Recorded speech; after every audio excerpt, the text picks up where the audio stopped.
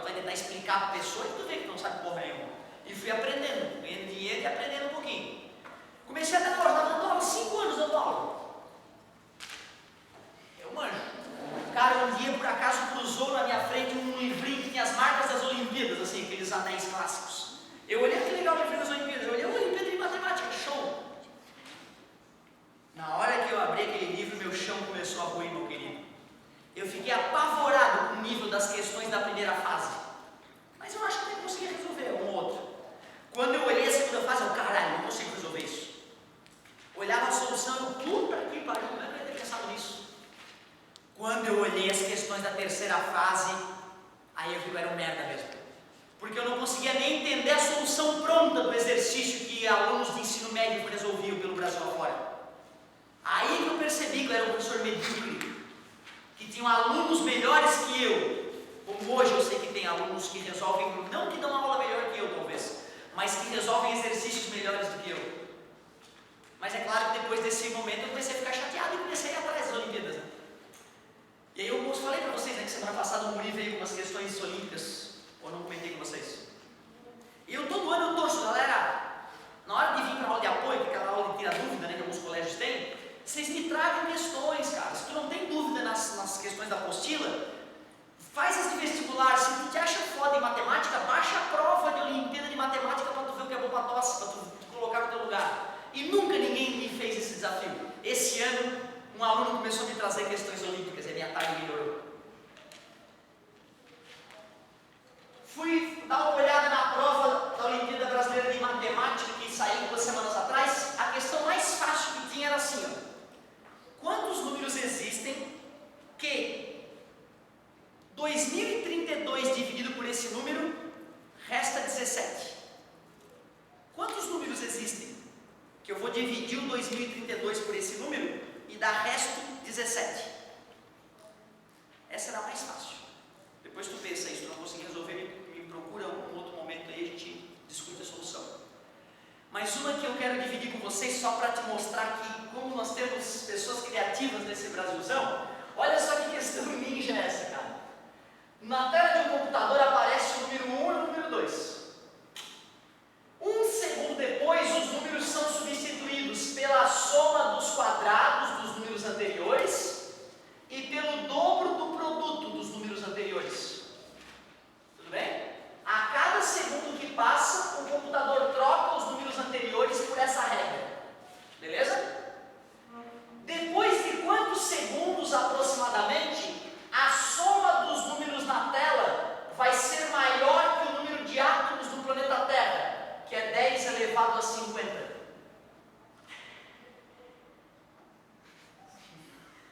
Nas alternativas estava assim, ó, letra A, 7 segundos, letra B, 7 horas, letra C, 7 dias, letra D, 7 meses, letra E, 7 anos. Foda. Vou te dar uma dica para depois se quiser pensar, tá? Tem a ver com o produto notável e o logaritmo de 3 é aproximadamente 0,48. Tem outras formas de resolver, o próprio autor da questão resolveu de um jeito bem diferente do qual eu resolvi. Mas essa questão aí eu fiquei de cara com ela hoje. Eu nem cheguei até o final, porque são 25 questões, eu só analisei as 15 primeiras, que eu até acho que eu conseguiria resolver. Mas com certeza, isso é a primeira fase, tá? Imagina a segunda fase. Dá orgulho de ser brasileiro, né, cara? Por isso que os brasileiros, quando vão participar de Olimpíadas Internacionais, eles cagam na cabeça dos japoneses, dos australianos, dos caras do Turcomenistão. Por isso que é foda. O ensino médio brasileiro é um dos mais fodas do mundo, quando bem feito. Mas infelizmente, né, o mercado faz a gente formar pessoas que não sabem nem somar direito. Legal, hein? Olimpíada Brasileira de Matemática. És bom em matemática? Vamos ver o quanto então. Começa a baixar as provinhas e se quiser trazer umas para a gente se divertir junto, vai ser um grande prazer. Meus queridos, uma revisão de hidrostática. Uma revisão de hidrostática. O que é isso aqui, ó? O que é isso aqui? Densidade é massa. E isso aqui, ó. O que é isso aqui? Massa específica, letra grega π, né? Qual é a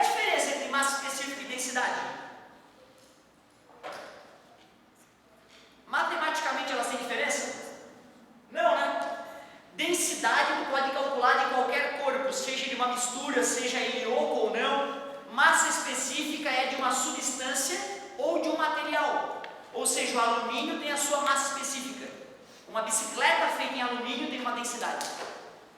Beleza? Outra ideia muito importante na hidrostática é a ideia de pressão, que é força sobre área. Não se esqueçam que essa força tem que ser perpendicular à área, né, gente? Se não for perpendicular, tem que decompor. Pressão é força sobre área. Se nós tivermos um recipiente cheio de líquido, cheio de algum líquido com densidade μ, com massa específica μ, e uma altura de líquido H. Se nós quisermos calcular a pressão lá no fundo, como pressão é força sobre área, a força que está exercida no fundo é o peso do líquido. Por isso que é peso sobre área. Peso vocês já conhecem, M vezes G. Só que de um líquido nós não costumamos trabalhar com massa, e sim com volume. Está dividindo, passa multiplicando. μ vezes V é igual a M. Por isso que eu posso substituir a massa por μ vezes V. E a matemática nos ensinou que a área com o volume de um cilindro é a área da base vezes a altura. A área da base vezes a altura. Trocando o volume do cilindro por A vezes H, corta a área em cima e a área embaixo. E eu te mostro que a pressão hidrostática,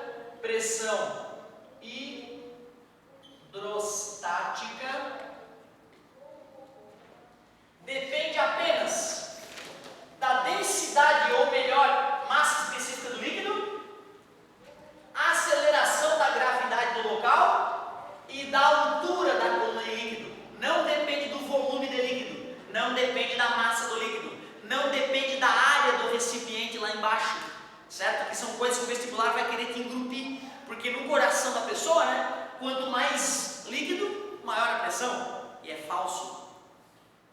No coração da gente, se a área diminui, a pressão aumenta, né? Então, para uma área menor, a pressão deveria aumentar, mas é mentira. Beleza? Então, tomem cuidado. Não usar o coração nessa hora. Usar o teorema de Stevin. Porém, se nós considerarmos que já existia uma certa pressão P0 em cima do líquido, a pressão lá no fundo do líquido vai ser a pressão na superfície mais o μg de hoje do líquido. É isso que a gente chama de teorema de Stevin.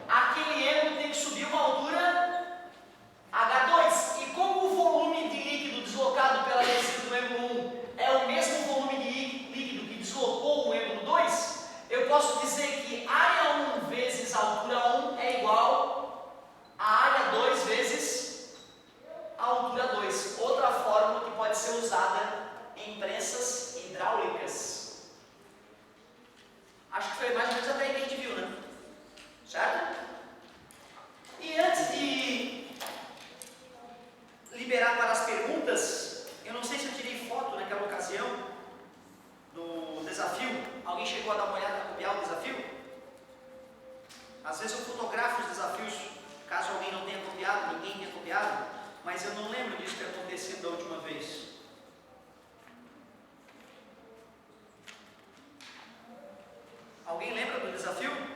Alguém copiou?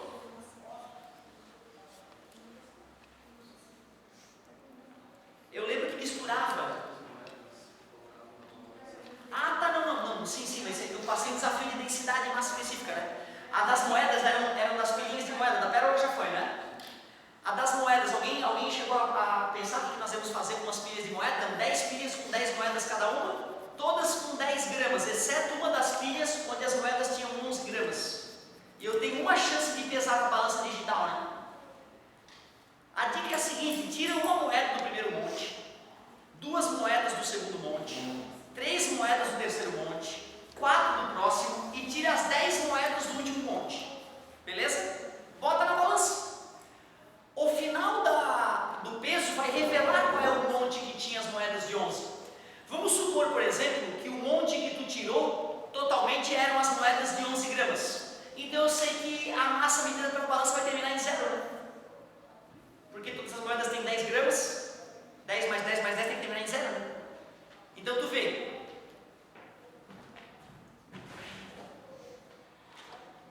10 moedas, certo?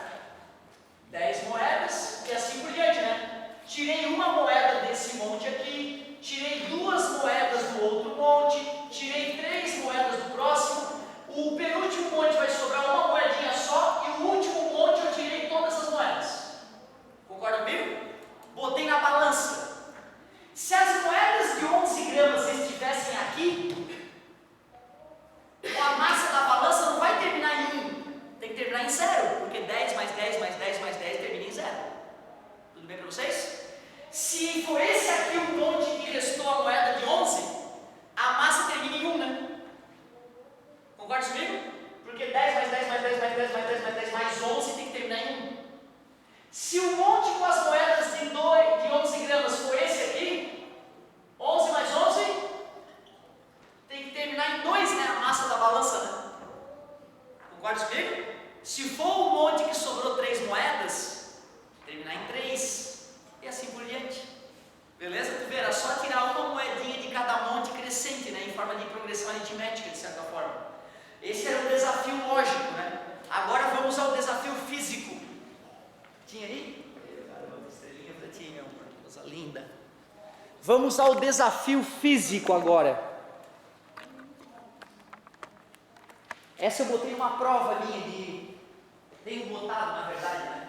Em provas minhas do segundo ano de ensino médio, depois que eu dou aulas de hidrostática. E é óbvio que não boto de surpresa, eu treino eles para essa questão antes, aviso que a questão vai cair. Os caras me erram, não dá para acreditar? Tem que bater mesmo. Olha só que bonitinha o desafio. Um dos desafios era assim, ó. Eu vou pegar 20% da massa do sujeito A com 80% da massa do líquido B, sabendo que a densidade do líquido A era 2 gramas por centímetro cúbico e a densidade do líquido B era 3 gramas por centímetro cúbico, calcule a densidade resultante dessa mistura. E na letra B, a única diferença é que em vez de misturar as massas, eu misturei os volumes, 20% do volume do A com 80% do volume do líquido B. Show! Muitíssimo obrigado. Essa questão é clássica de vestibular, tá? Por isso que eu trouxe para vocês aí. Pense comigo.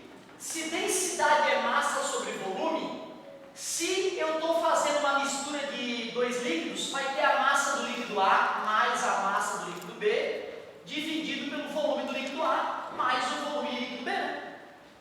Se eu botei um pouco de um e um pouco do outro, a densidade final é a soma das massas dividido pela soma dos volumes.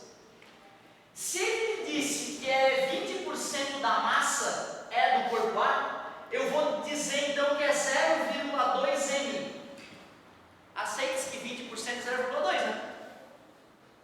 80% da massa tem que ser oriundo do líquido B, né? 0,8 m. Concorda comigo? Só falta descobrir qual é o volume do líquido A e qual é o volume do líquido B. Mas como densidade é massa sobre volume, eu primeiro vou pensar no líquido A. Qual é a densidade do líquido A? 2. Quanto foi a